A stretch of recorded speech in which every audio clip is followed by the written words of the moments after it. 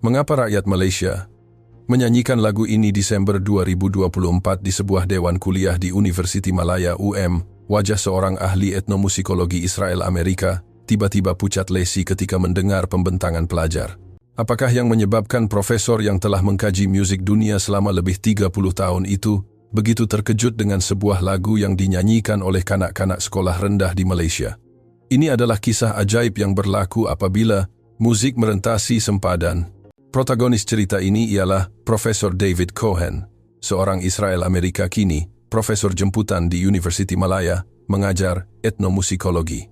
Beliau telah menjalankan penyelidikan lapangan di lebih 50 negara di seluruh dunia dan merupakan pihak berkuasa bertaraf dunia dalam bidang penyelidikan bagaimana musik merentasi dan berubah merentasi sempadan.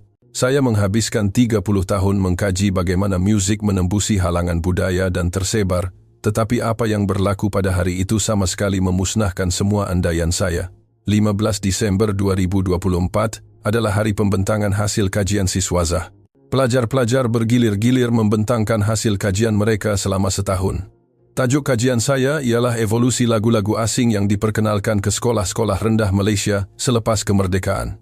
Apa yang menarik ialah terdapat dua lagu yang masih dinyanyikan di banyak sekolah rendah sehingga hari ini, kata seorang pelajar bernama Lim Siu Ying. Sejujurnya pada mulanya saya tidak peduli imbas Profesor David, kerana saya fikir, saya tahu banyak tentang pendidikan musik di Malaysia. Lagu pertama ialah Mayim, atau dipanggil Tarian Unggun Api, yang biasa didengar semasa malam unggun api atau aktiviti perkhemahan pengakap. Sila tonton klip sebenar ini dari sebuah sekolah rendah. Pada saat itulah wajah profesor berubah. Nafas saya terhenti seketika. Melodi dan tarian yang dinyanyikan dan ditarikan oleh kanak-kanak itu.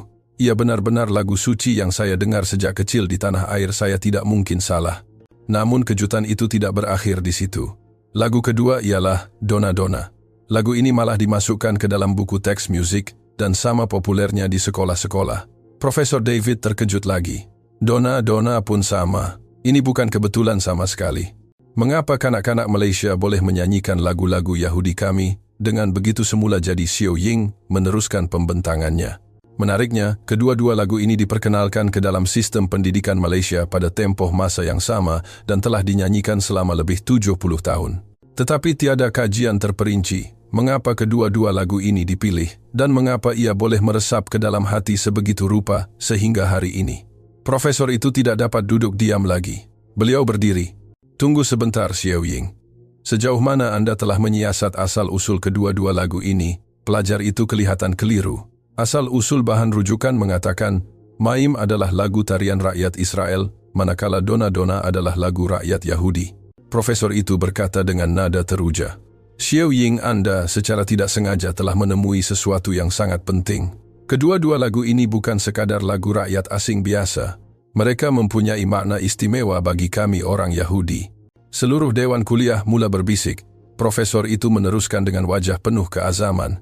Mulai sekarang saya akan merungkai misteri ini. Mengapa lagu-lagu ini mengembara sejauh ini ke Malaysia dan mengapa ia digemari oleh kanak-kanak Malaysia selama lebih 70 tahun? Saya berjanji akan mendedahkan kebenaran. Keesokan harinya Profesor David Cohen berhadapan dengan timbunan dokumen di pejabatnya. Dindingnya digantung dengan nota musik dan gambar dari seluruh dunia. Beliau berfikir seorang diri di dalam bilik itu. Saya telah mengkaji selama 30 tahun. Mengapa saya tidak pernah menyedari perkara ini? Mari kita mulakan dengan fakta asas. Profesor itu memegang dua helai nota musik di tangan kirinya. Satu untuk Mayim, satu lagi untuk Dona Dona.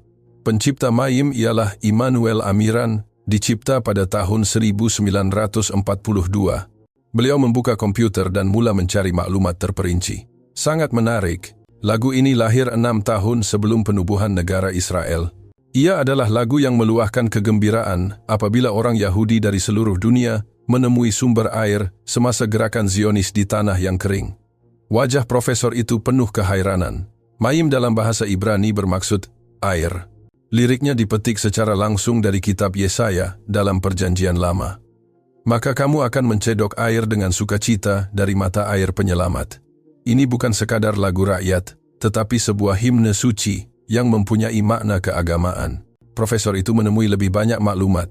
Tarian itu direka oleh Rivka Sturman pada tahun 1937, meniru pemandangan penduduk kampung berkumpul selepas menemui telaga air.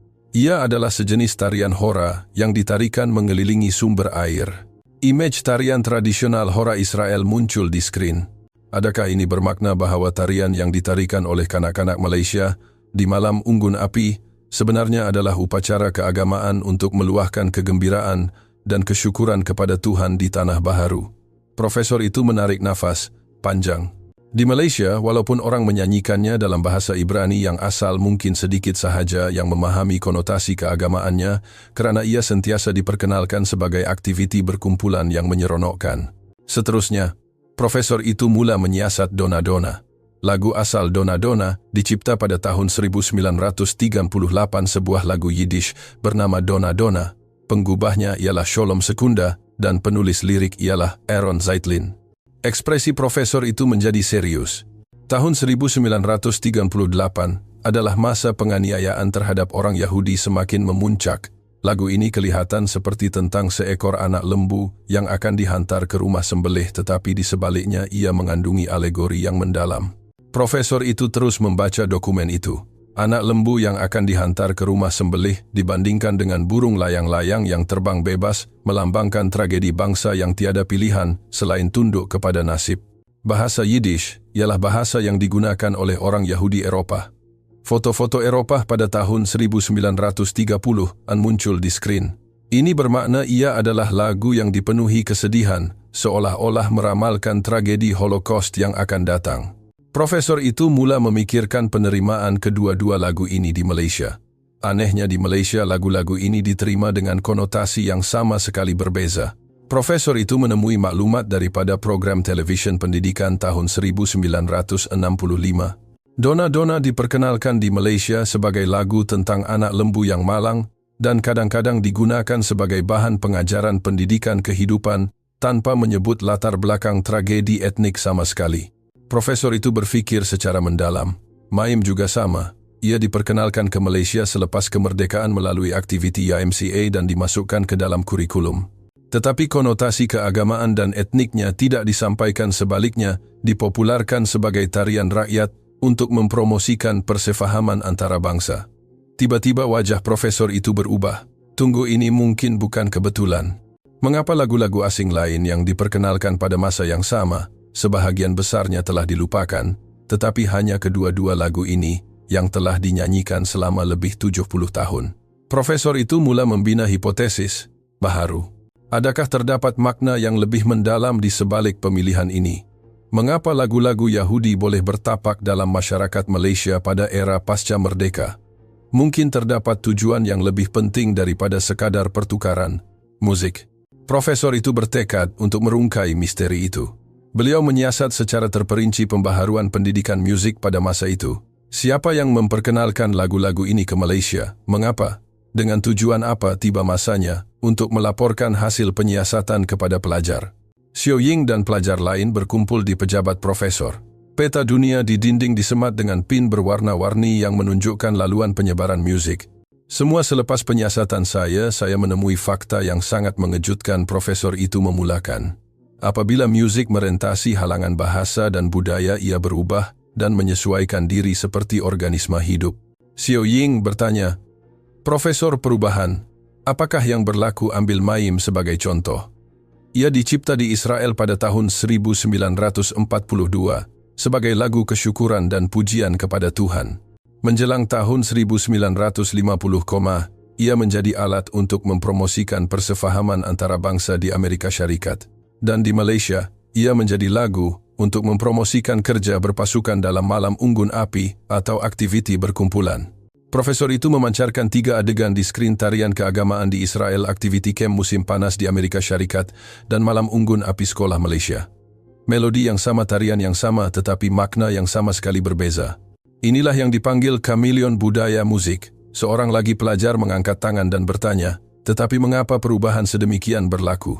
Soalan yang bagus. Profesor itu mengambil dokumen penyelidikan psikologi. Ini kerana masyarakat penerima menyesuaikan musik kepada bentuk yang paling mudah mereka fahami. Profesor itu menganalisis masyarakat Malaysia pasca merdeka. Pada masa itu masyarakat Malaysia menekankan semangat perpaduan dan keharmonian kolektif sambil turut bercita-cita untuk berhubung dengan dunia antarabangsa. Bentuk tarian bulatan maim secara kebetulan sangat sesuai dengan suasana zaman yang mementingkan keharmonian berbilang kaum. Siu Ying mengangguk setuju. Betul, semasa saya menyemak rujukan lagu ini juga diperkenalkan sebagai simbol persahabatan dan kerjasama, tepat sekali. Dona-dona juga sama. Pada tahun 1960-an, Malaysia sedang giat membangunkan ekonominya. Suasana sosial menekankan kerajinan dan harapan, namun pada masa yang sama juga mempunyai kesadaran mendalam tentang keamanan berikutan ketidakstabilan serantau. Lagu tentang anak lembu yang malang itu diterima sebagai alat untuk meluahkan simpati terhadap golongan lemah dan harapan untuk keamanan.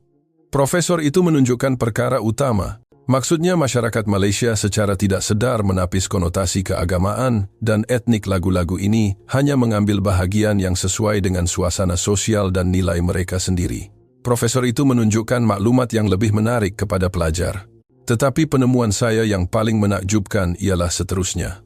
Walaupun maknanya berubah, kesan lagu-lagu ini terhadap masyarakat Malaysia adalah besar. Seorang pelajar kelihatan tertekan. Kesan apa profesor itu menunjukkan data tentang aktiviti pertukaran antarabangsa Malaysia sejak tahun 1970-an. Dari tahun 1970-an hingga 2000-an bantuan kemanusiaan antarabangsa Malaysia dan aktiviti NGO berkembang pesat. Apa yang lebih menarik ialah selepas tahun 1980-an, yaitu selepas generasi yang menyanyikan maim dan dona-dona di sekolah menjadi tenaga utama masyarakat, minat rakyat Malaysia terhadap budaya Yahudi juga meningkat. Mata Siu Ying bersinar. Contohnya, kejayaan filem Fiddler on the Roof di Malaysia, penyebaran musik klezmer, dan pertukaran budaya yang semakin kerap dengan Israel. Ini semua mungkin bukan kebetulan. Profesor itu mengemukakan hipotesis penting beliau kepada pelajar. Ini bermakna bahawa menyanyikan lagu-lagu ini selama 70 tahun mungkin secara tidak sedar telah menanamkan perasaan keterikatan terhadap budaya Yahudi dalam minda bawah sedar rakyat Malaysia. Benih budaya telah disemai melalui muzik dengan cara ini. Akhirnya profesor itu merumuskan kepada pelajar-pelajar. Daripada penyiasatan saya jelas sekali ini bukanlah produk kebetulan. Beliau menunjukkan situasi antarabangsa pada tahun 1950 keropokan, penubuhan negara Israel pada tahun 1948, permulaan Perang Dingin dan pembangunan Malaysia, semua ini saling berkaitan.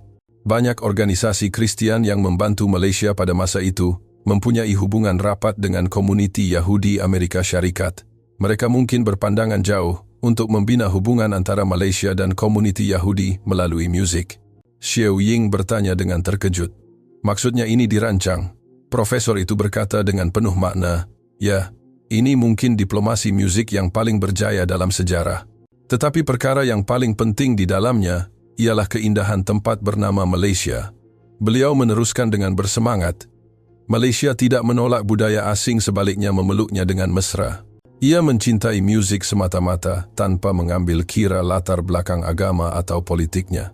Ini menunjukkan sifat kemaritimanan dan keupayaan toleransi budaya yang unik dalam masyarakat Malaysia. Profesor itu memandang keluar tingkap dan mengucapkan kata-kata terakhir kepada pelajar-pelajar. Hari ini di suatu tempat di Malaysia, kanak-kanak masih menyanyikan lagu-lagu ini. Mereka mewarisi hasrat bersama manusia, yaitu keamanan dan kewujudan bersama tanpa mereka sedari. Siu Ying tersentuh. Kuasa musik memang hebat. Profesor itu berkata dengan ekspresi penuh keyakinan. Selepas 30 tahun penyelidikan global, saya mempelajari satu perkara.